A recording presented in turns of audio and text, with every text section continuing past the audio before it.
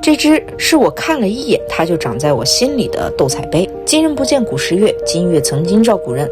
当我手指间触碰到它的那一瞬间，我感觉到和那时候的人在不同的时空有了交流。虽然李白在诗中吟咏的是月亮，但做我们古玩这一行，常常会有这样的感触。我手中这只是清乾隆的流水落花斗彩杯，出自2011年巴黎素赋比，来源清晰，传承有序，杯奢口，身腹圈足，胎质细密轻薄，釉色淡雅，造型工整匀称，构图疏朗，上半部分留白，仿若浩渺天空，腹部以青花勾线，瓣瓣朱红落英点缀其间，杯底写有大清乾隆年制3行6字青花篆书款。流水落花杯的纹样最初源于成化年间，以古人所钟情的落花为意象，如南唐后主李煜《浪淘沙》中写道：流水落花春去也天上人间。而出自宋代秦观蝶恋花，流水落花无问处，只有飞云冉冉来还去，具有伤春惜春的雅致情怀。是啊，要知道夏天这么热，我也是相当伤感的。斗彩也创烧于成化年间，那么